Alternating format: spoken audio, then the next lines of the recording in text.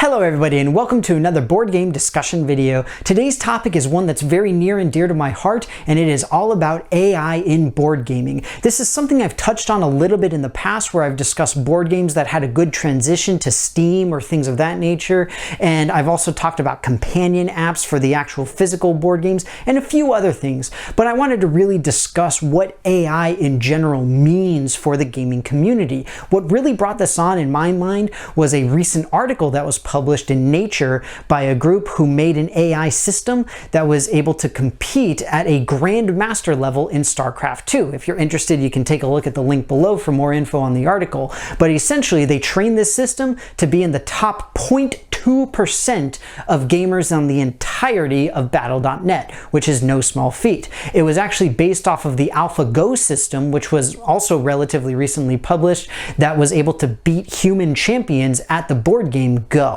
So essentially today I wanted to talk about three main topics in this sort of realm. First and foremost, I wanted to talk about what it means to sort of integrate AI into board games and a little bit about how it's done. Secondly, I wanted to talk about my personal thoughts about what it means for the community as a whole. And last but certainly not least, I wanted to talk about my personal thoughts about what it means to have so much integration of AI rules, regulations, and learning and all this sort of stuff into the games that we know and love. But that said, of course, I want to hear what you guys have to say. As always, please let me know anything and everything you think in the comments below. So starting right off, how do we integrate AI into board games or vice versa? Essentially, it's very, very simple. We see things like Deep Blue and now AlphaGo and things of that nature, where if you want to have an AI, a true artificial intelligence, the idea is that you just insert rules into a machine and then you say, go ahead and go. The way it works is that the machine will play games over and over and over. It will play millions, billions, trillions of games so that it can learn strategic moves. It'll play both sides of a chessboard, both sides of a Go board, so that it can see, if I see this situation, this is what I need to do.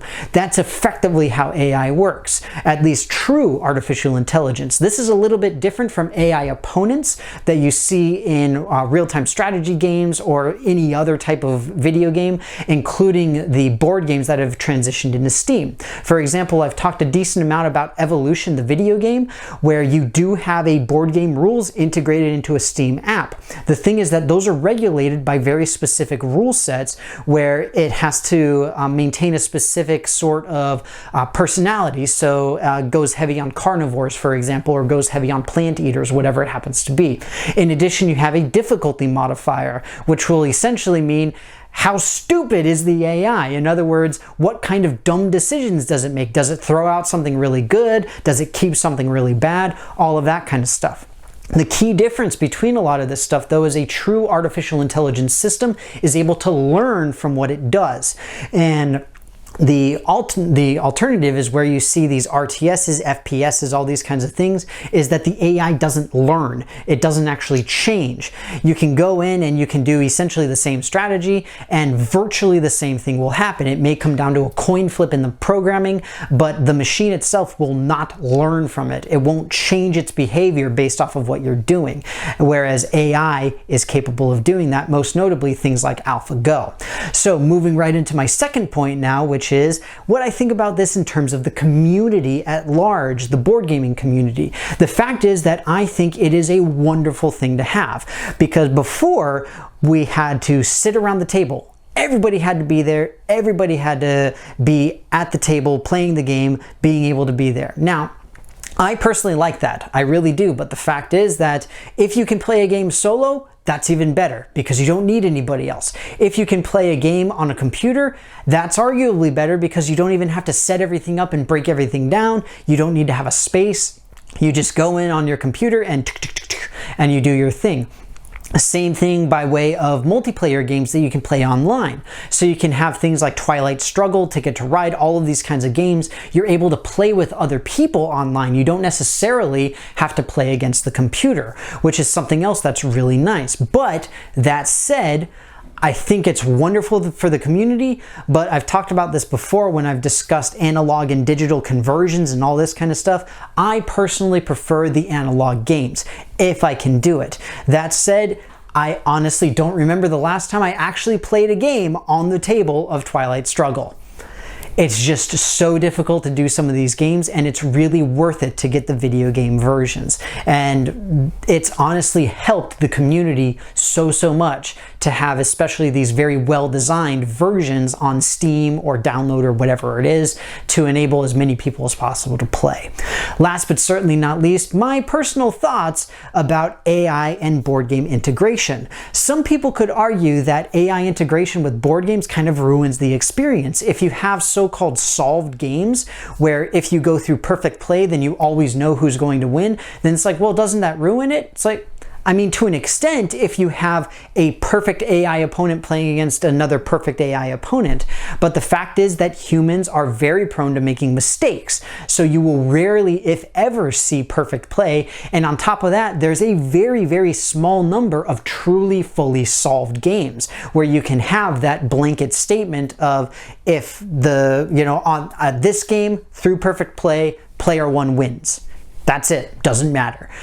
Stuff like that. And we really don't have all that kind of thing. But that's something that a lot of people worry about when it comes to having AI and machine learning integrated into gaming, is that, well, this is going to ruin the experience for everybody. In my opinion, it's not going to, simply because we're still going to have people able to play.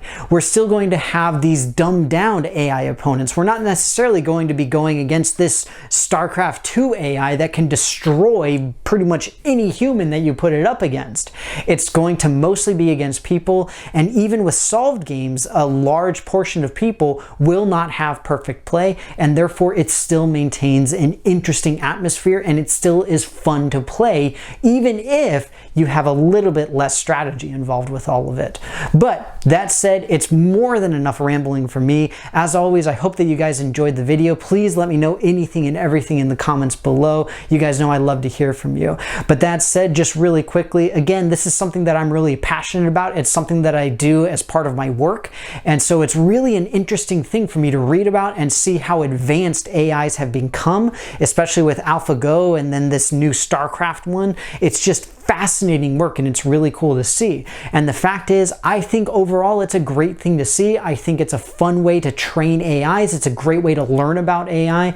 And so we essentially learn two things at once. We learn about the games and everything that's possible in them, and we're able to make newer and better artificial intelligence systems. So I think it's cool. I don't believe it'll lead to Skynet, at least not just yet, but we'll have to wait and see on that one.